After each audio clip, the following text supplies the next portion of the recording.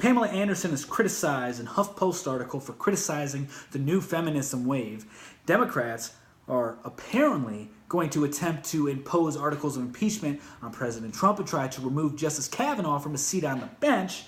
Foxconn is going to keep their deal and move a plant to Wisconsin. However, those 13,000 jobs for Americans may turn out to be 13,000 jobs for Chinese workers instead.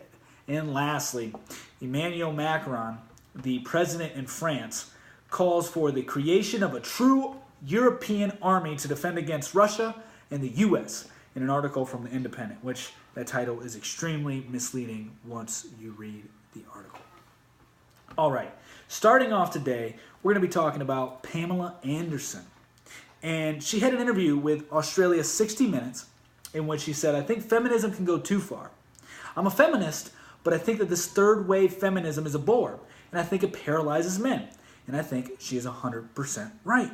Because as we've seen, for instance, we just brought up Justice Cavanagh, this new feminism is bringing in a movement where we're supposed to believe all women without any shred of evidence. So that's part of the reason it paralyzes men. Another reason it does is because it confuses men to know when to be men, actually. And what I mean by that is this new feminism is emasculating men. It is making them feel as if they are no good. And the reason for that is because of what we see in the media, especially when we see things like Don Lemon blaming white men for all of our problems in America.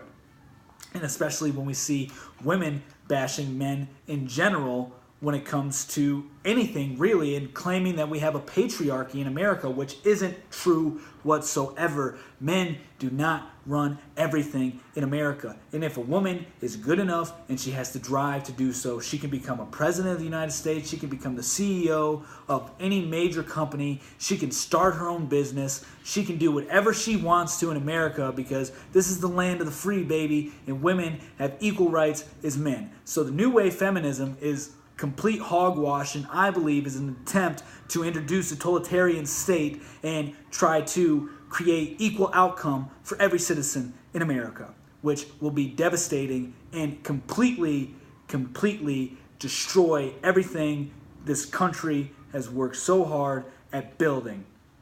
Now, I'm going to get back to the article.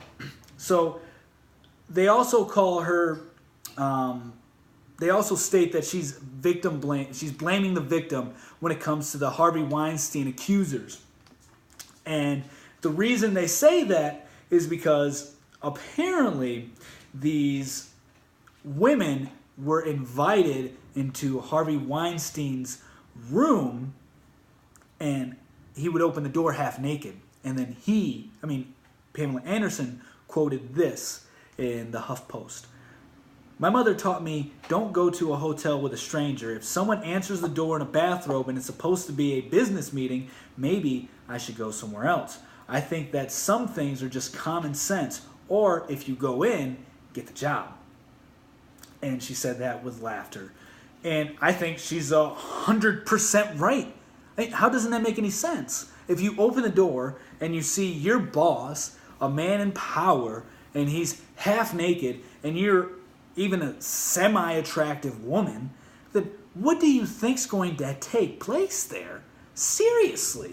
I think that is common sense, and I am not blaming the victim in this situation, but I do have to say that there is a little bit of blame to be had for the victims following through with that. And the reason I say this is because if you open up the door and you see a half-naked man, why in the hell are you still going in there?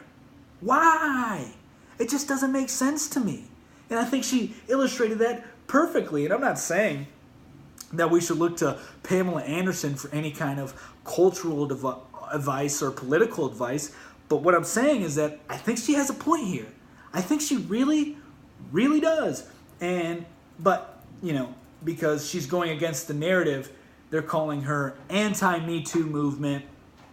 Although she has stated that she was sexually abused from the ages of 6 and 10 by a female babysitter, and she was raped when she was 12, and that a former boyfriend and 6 of his friends gang raped her when she was in 9th grade. So this girl has had some traumatic experiences. So they still demonize her, they criticize her for coming out and, I think, telling the truth about the situation. And basically, you know what she did when these situations occurred? She did the following. I'm quoting from the HuffPost article once again.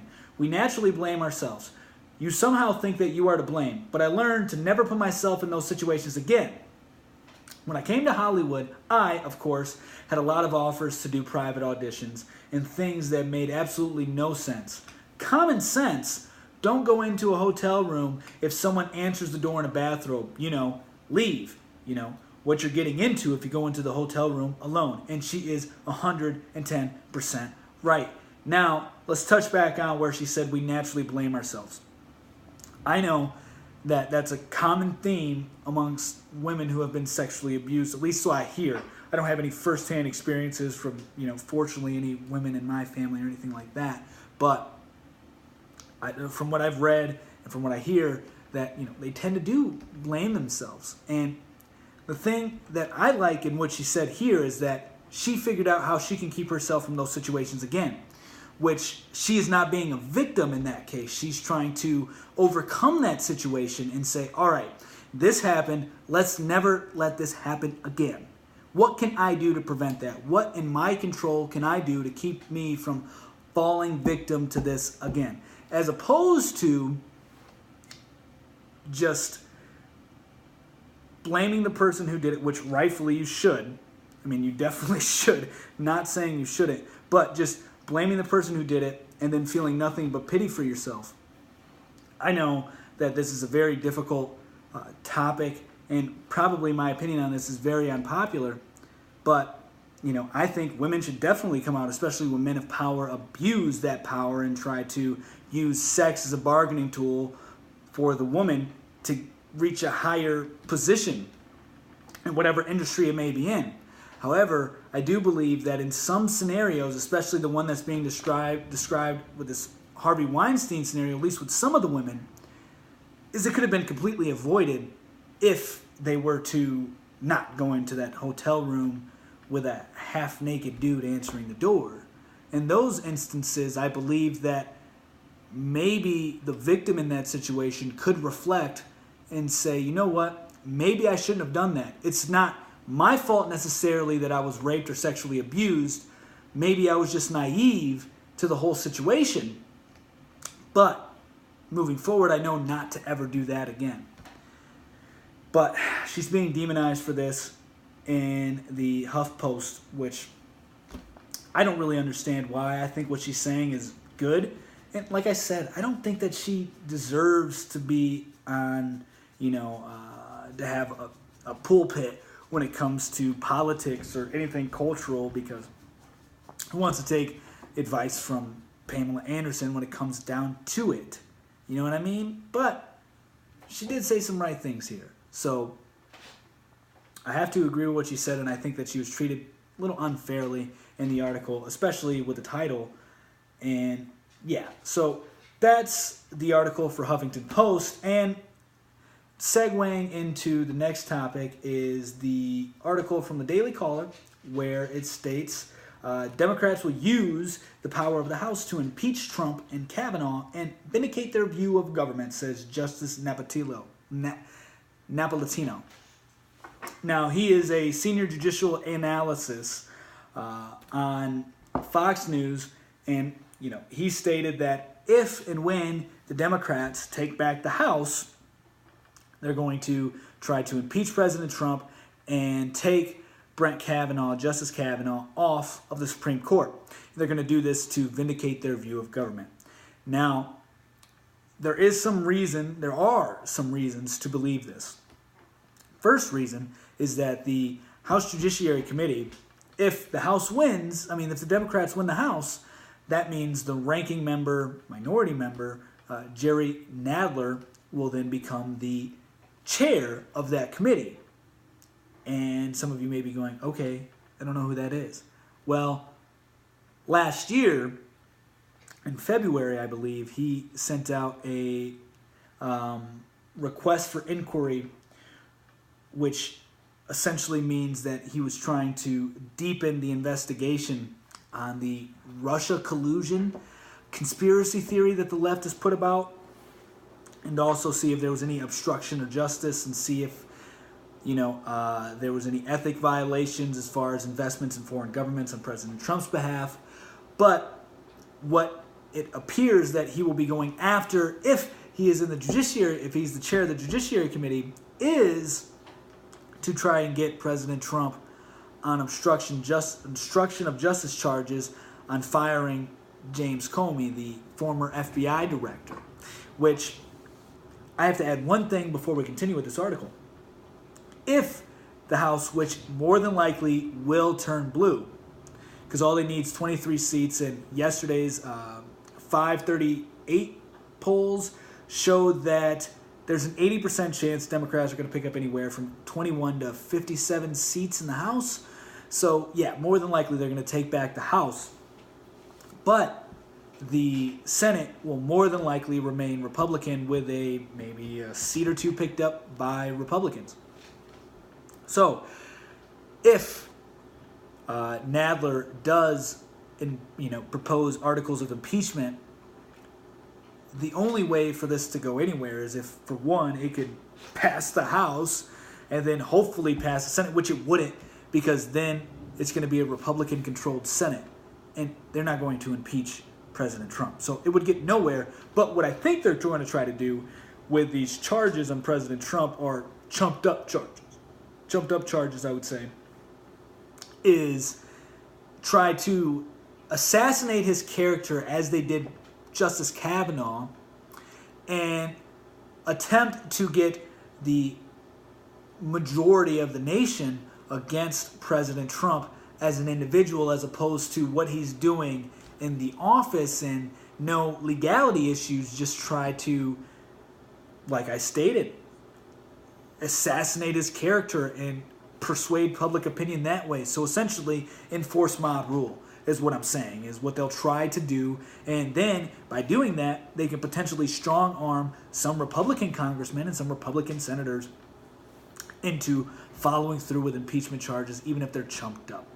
I don't think this will get anywhere, but I do believe that's the way the Democrats will try to win that argument right there. Now, with Justice Cavanagh, they state that they want to try to get him online, which the only thing, if he even did lie about this, was drinking, about him drinking in college or something.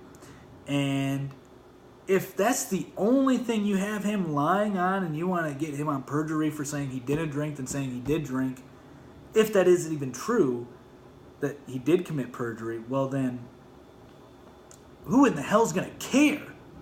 Seriously, the main reason we even have controversy around Justice Cavanagh is because the Democrats brought up chumped up charges that don't even make sense, that now the accusers are rescinding their statements and saying that no, he never raped me, and no, I never met Brett Kavanaugh, and no, I never seen Justice Kavanaugh at any of those parties. I mean, literally, women are coming out of the woodwork saying that they either lied or never seen him or never saw him at the parties in which he was accused of raping or gang raping women. So, you mean to tell me that you're going to try to remove a Supreme Court justice, if he even lied about drinking, about lying about drinking? Are you serious? Do you know how idiotic that sounds? It's not going to work. That's just going to make people leave the Democratic Party because they're going to be like, are we really arguing about this stupid crap?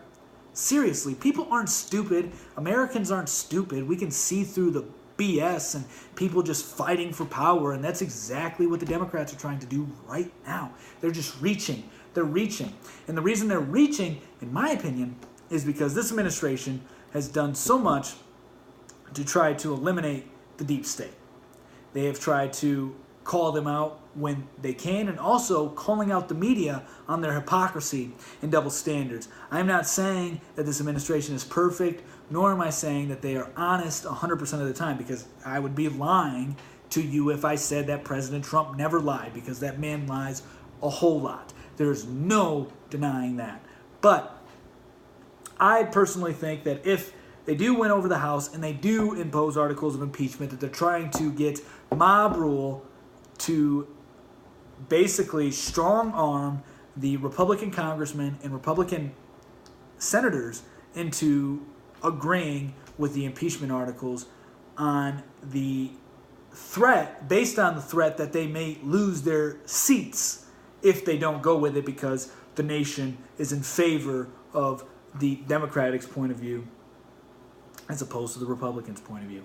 That's my opinion, of course, but we'll see how this all unfolds, especially after tonight, once those midterm elections results get in. So we'll see where this goes. Now, something a little different here.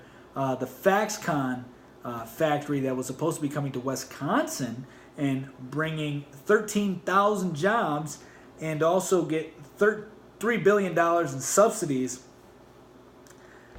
It's probably still going to happen, but those jobs were promised to be for Americans, but now they appear to be in favor of hiring Chinese workers. And the reason they're saying it essentially is that there aren't enough skilled workers to fill these 13,000 jobs. All these 13,000 jobs need to be people who are very knowledgeable in engineering. So assembly line workers are not needed, is essentially what Foxconn is saying. Now this goes against the actual deal, which was to have 13,000 Americans work in this factory. Now the CEO of Foxconn, Terry Gou, I believe his name is originally from Taiwan. He is the founder and chairman of Foxconn. And just to let you know, they are the largest manufacturer for electronics. And most of their employees come from China. I think they have like 1.2 million people employed in China through Foxconn. Not only that, but Terry Gou, the CEO, chairman, and founder of Foxconn, has supported Taiwanese presidential candidates who are in favor of communism and socialism and against all private industry, essentially. So it makes you wonder why they would want to have a complete Japanese company here in America. I don't know why, but my speculations are that this is a way for potentially more spying to occur and potentially information to be stolen, which goes right along with spying. And there's another thing to be concerned about with China, and that is the fact that they are leading the technology world when it comes to AI. And the reason I say that is because they are collecting more data than any other country right now. And the reason they can do that is because they collect data every second from their citizens, as we've covered in prior episodes with the social credit system and spying on all their citizens at all times. So basically, their AIs are so good that they can collect data right from your face, see what you're typing in, see what you're reading, etc., etc. So they're collecting massive amounts of data, and there's talks that may be the key to AI. And the reason that may be the key to AI is it will help shape its thinking patterns. So that way, as you've probably noticed, Google is able to tell you or give you a suggestion of what you are going to type in before you actually type it in, predicated on your previous search, inquiries. Same with ads. How you see an ad and you're like, holy crap, I was just thinking about it. I never looked it up, but I was just thinking about it. They can read your thought pattern. So that's why they think data is going to be the bloodline for AI to come to life. And the reason I bring this up is because Foxconn, being the largest manufacturer in electronics, and most of its employment coming from China, and their founder and CEO is in favor of communism and is supporting political parties that want to align Taiwan back with China and take away the democracy from Taiwan. It is very, very, very suspicious on the whole front on exactly what's going on there. But don't really know what's going to happen. Conn does deny that they're going to be recruiting Chinese members, but you can see so many contradicting articles out there. But we'll see exactly what happens there. There's also some other concerns with the University of Wisconsin because they will be doing research with Conn, and it'll be Conn sponsored, which can mean that it can definitely persuade and shift some of the data that is found from this research into favoring whatever Conn wants it to favor. So manipulation of data can occur since it is sponsored by the company who is aligning with the university to do research, which is one of the concerns of the university. Also, theft of intellectual property is another concern that they have. And academic freedom, which aligns with manipulation of data and telling them what they can and can't search. So this whole deal is looking a little more suspicious, and we'll see exactly what comes out of it and where it goes as time goes on and the deal unravels some more. Now, the last thing we'll be covering today is an article from Independent, and it's a UK article, and it's titled Emmanuel Macron calls for the creation of a true European army to defend against Russia and the U.S. And like I stated in the intro, this is completely misleading. And the reason it's misleading is because what the French president is stating is that they need to protect themselves against China and Russia, and he even says the United States. But the reason he says this is because the United States has rescinded an INF treaty, which means that the United States will not be providing protection over to the EU, to those countries in the EU, as much as they were before. And that's at risk right now. And with that, he's stating that we need to be self-sufficient and not rely on the United States. Is really what he's saying, is that we can't rely on their military. We have to make sure that we can protect ourselves. We can't just rely completely on the United States, which, as I've told many people before, the United States military is all over the freaking world.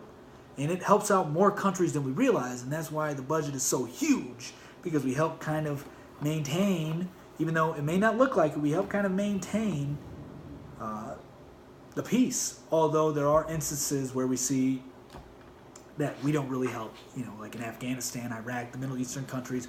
We really don't help out those situations. But I think this article is a little misleading once you dig in further to it, because, he actually even states, like right here in the article, he states, when we need a Europe which defends itself better alone without just depending on the United States in a more sovereign manner, which, is exactly right. And I think that this is correct, and they should be trying to do that, So we'll see exactly what happens, but that's today's episode, so I hope you all enjoyed it. Hope you got something out of it. And please be sure to go out and vote. It is so important. And I hope you all have a wonderful day, and we'll see you again tomorrow. Peace.